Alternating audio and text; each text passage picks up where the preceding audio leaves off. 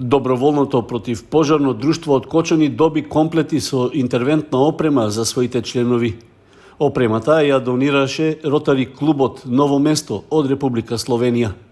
Оваа донација е дел од соработката меѓу словенечките ротаријанци и членовите на Ротари клубот Кочани Виница. Нивната иницијатива била прифатена и се реализираше, со што дополнително се опремуваат поголем дел од 50-тината пожарникари волонтери. На примопредавањето на опремата присуствуваше поголема група гости од Словенија, предводени од председателот на словенечкиот Ротари клуб, кој потекнува од Кочанскиот регион. Кога гледаме по телевизија кога беше тука пожар во блиско на Кочани, гледаме дека това е место што го знаем, што ми е многу блиско, значи татко ми е од Чифлика и Кочани. Викам, сакам нешто да помогнеме, да се организираме и со колеги од Ротари клуб кажеме ќе собереме нешто опрема и да сакаме да посетиме, да видиме што уште треба да може да помогнеме. За това што доброволни друштва, знам дека има проблем со финансии и се, ама луѓе работат това со срце и треба да се помогне. Во Словенија имат сите тие професионална опрема, имат тој сертификат за 5 години. Ама опрема уште е окей, се како што треба и во функција е, така да сигурно може да што уште се употреби за следни 5-10 години. Доброволните пожарникари од Кочани за гостите од Словенија приредија свечен пречек со велигденска трпеза од домашни специјалитети што сами ги подготвија. На наше огромно задоволство сме посетени од Ротари клубот Ново место и при оваа посета тие ни донираат опрема која се состои претежно од лична заштитна опрема и интервентна опрема. Одела, чизми, шлемови, дишни апарати, ракавици, тоа е. Се надеваме дека опремата ќе ни служи во иднина, која за нас е од големо значење, и да се надеваме дека многу помалку ќе користиме во конкретни случаи, односно интервенции, дека повеќе ќе користиме за вежби. Покрај обезбедувањето опрема за лична заштита при интервенции, од Доброволното противпожарно друштво најавија дека очекуваат наскоро да добијат уште едно возило. Со тоа ќе го прошират возниот парк и ќе ја зголемат мобилноста на терен. Новоформираната национална земјоделска мрежа, што представува организација на индивидуалните земјоделци од целата држава, имаше промоција пред оризо производителите во општина Чешиново Облешево. При тоа беше нагласено дека станува збор за здружување на земјоделците врз невладина и непартиска основа. Главни цели во действувањето ќе бидат представувањето и едукацијата на земјоделците, како и нивното вклучување во процесот на одлучување и носење развојни стратегии за поддршка од страна на државните органи. Националната земјоделска мрежа е формирана исклучиво од земјоделци и ќе биде во функција на земјоделци. Според статутот, тоа организација што ќе делува на национално ниво и ќе биде организирана на секторско ниво. Значи, ние земјоделците ќе се поврземе на територија на цела држава по сектори. Затоа секој ќе си има представник во секој сектор, ќе биде избрани представници и целта ни е да бидеме препознаени како социјоекономски партнер у Министерство за земјоделие, со што активно ќе се вклучиме во креирање на политиките во земјоделието. Основна цел ќе биде застапување, омрежување и едукација на земјоделците, односно ќе бараме според Законот за земјоделие да бидеме признаени како социјоекономски партнер у Министерството за земјоделие и да бидеме активни чинители во процесот на одлучување, донесување, да речеме, развојни стратегии, околу дело на изготвување на мерки, субвенции, поддршка за земјоделците, така да не бидеме само корисници на некои мерки што ги креират од други, да речеме, центри, ние да бидеме активно вклучени во сите тие процеси, пошто сами сме свесни дека земјоделците се маргинализирана веќе група на луѓе. На работната средба, оризо производителите нагласија дека со поддршка од Националната земјоделска мрежа ќе се залагаат пред почетокот на сеидбата на секоја земјоделска култура да биде определена производна цена. Со тоа ќе можат да се обезбедат услови за реализација на производството, но и екзистенција на нивните семејства. Оваа асоциација има цел да ги обедине земјоделците од цела држава, од Охрид до Берово, од Битова до Паланка, што значи нема регион што ќе биде изоставен. Целта што е? Да се обединат земјоделците за да се спасеме од оваа лоша политика во земјоделието. Што значи тоа? Пред секоја сидба, секој производ треба да има производна цена. Ние до сега го нема тоа. И економски издржлива цена, за да можеме да преживееме, а не да живееме. Ние фактички сега преживуваме. Ние бараме да се знае која количина со винарите да договориме, која количина планира да откупат, а по која цена, по која шеќерност и исплата кога ќе биде дали на одложено, дали готово. Фактички до ден денеска ништо не се случи. И на тоа сега луѓето почнаа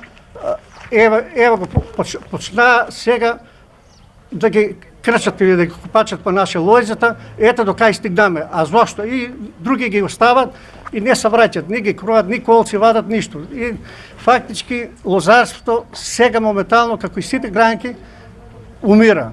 Овие штрајкови што ги правевме, до негде добивме дел од нешто од тие, меѓутоа ние кои не водат како организатори добивме многу повише. Еве денеска ќе ви кажам, пред малку го добив на 1.6.2023 година во 8:30 часот треба се јавам во Осовен суд Кочани по закон за јавни собери. Значи се врши страшен притисок врз овие земјоделци кои стварно се борат за земјоделците за да добијат по нешто и сега не знам до каде ќе издржиме и ние со овие притисоци, бидејќи стварно се тешки, покрај тоа и цените што не се добри, меѓутоа и ние не знам до каде ќе стасеме. На промоцијата на националната земјоделска мрежа во Облешево беше истакнато дека ниту една земјоделска гранка во државата не е во добра состојба. Поради тоа се јавува недостаток на храна, а цените на земјоделските производи се исклучително високи за стандардот на граѓаните. Беше оценето дека во државата има доволно капацитети и можности за производство на храна, но неопходно е заеднички да се креираат соодветни развојни стратегии.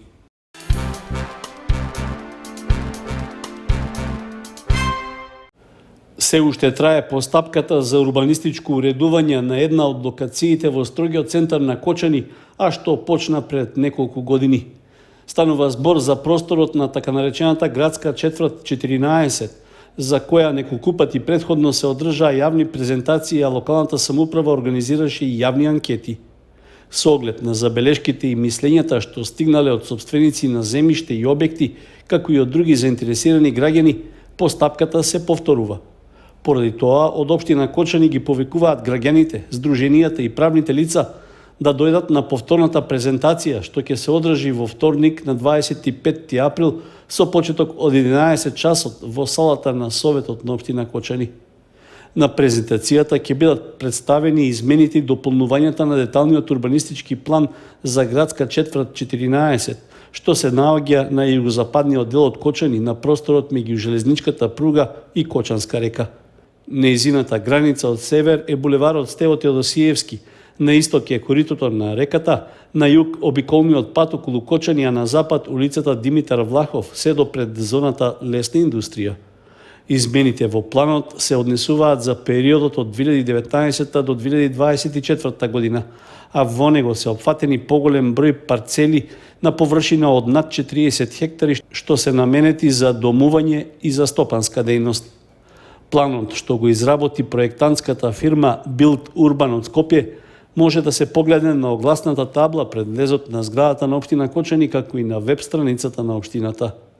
Заедно со јавната презентација се организира и повторна јавна анкета за измените на ДУПот, што ќе трае од 20 до 27 април. Во овој рок, заинтересираните физички и правни лица од подрачјето што е опфатено со планот можат да доставуваат забелешки и предлози на анкетни листови во писмена форма, а што можат да се подигнат во архивата во општинската зграда или пак да се преземат од веб страницата на општина Кочани. Во прилог на анкетните листови треба да се достави и копија од катастарски план и имотен лист за парцелата за која се поднесува забелешката. Продолжува чистењето и затворањето на дивите депонии за комунален и друг отпад во општина Чешиново Облешево. По расчистувањето на локацијата кај селото Чифлик, што жителите ја користеа за изфрлање отпад, во изминатите десетина денови слични активности се реализираа и кај селата Спанчево и Чешиново, при што дивите депонии се веќе затворени. Од локалната самоуправа на Чешиново Облешево информираа дека со механизација се работело на целосно чистење и дислоцирање на отпадот, со што локациите се преуредени. На местата каде што стоеја купишта ѓубре, нанесен е слој од земја, а просторот е израмнет и среден. Од општинската администрација упатија и апел до граѓаните да ги почитуваат препораките за забрането фрлање отпад и заеднички да се грижат за чистата и здрава животна средина. Дивите депонии кај Спанчево и Чешиново беа дел од повеќето локации на територијата на општината на кои граѓаните депонираа отпад. Нивното расчистување е дел од проектот за изградба на регионални депонии во државата, со што треба да се реши и проблемот со загадувањето на животната средина. Слични активности веќе се започнати и во општините Кочани и Виница, за што веќе е избрана фирмата Ескаватори, која ја презема обврската да го спроведе расчистувањето и уредувањето на дивите депонии во источниот регион, во кој што е планирано да се изгради регионална депонија кај Свети Николе.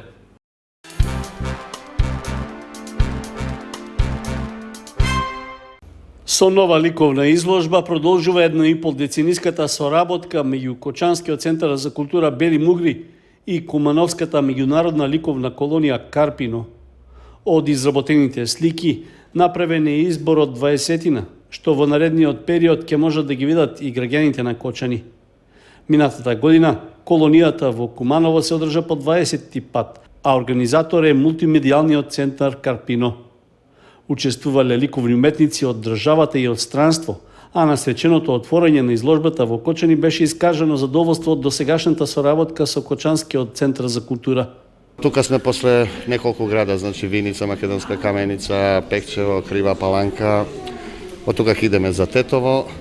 А голема благодарност значи за Центар за култура за оваа традиција. Навистина секогаш сме добро пречекани и многу ни е драго да присуствуваме во Кочани да излагаме. Значи се работи за 20-та јубилејна изложба Меѓународна ликовна колонија Карпино, каде учествува 12 уметници од Србија, Македонија и Америка.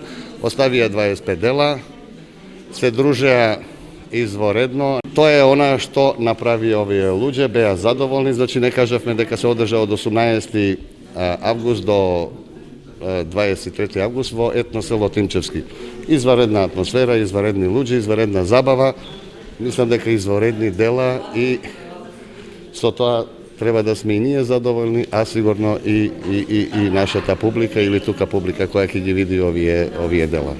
Сдруженијето Карпино од Куманово преку меѓународната колонија го промовира средновековното светилиште од 16-тиот век, што е познато како просветен и препишувачки центар од тој период.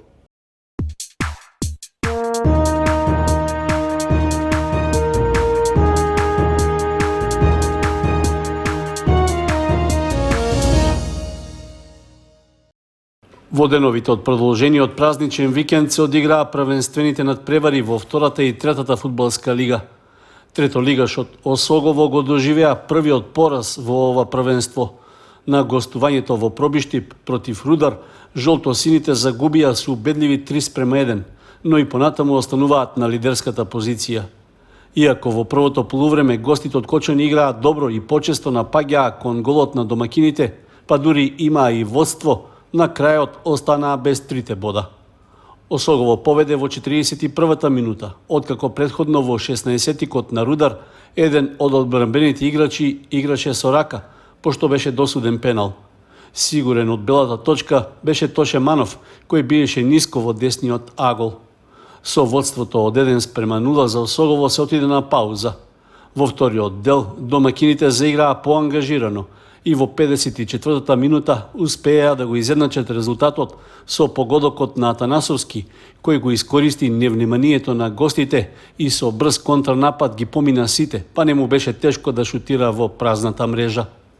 15 на минути подоцна, Рудар дојде до водство со прецизниот шут од 20 на метри на Георгиевски, кој успеа да го изненади голманот на Осогово. Конечниот резултат и победата на домакините ја обезбеди Атанасовски во 75-та минута. Тој прифати долга топка на противничката половина и се проби во гостинскиот 16-тник, пошто шутираше кон голот на гостите.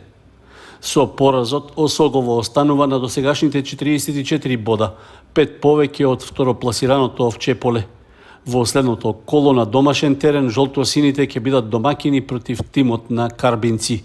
Во саботата се одигра и 24-то коло во првенството на втората фудбалска лига, во кое Слога 1934 направи изненадување и ја победи Беласица со 3:2 на гостувањето во Струмица. Освојувањето на 3 бода гостите од Виница го најавија уште во првото полувреме, иако примија гол многу рано, во 4-та минута, откако за екипата од Струмица погодок постигна Петров.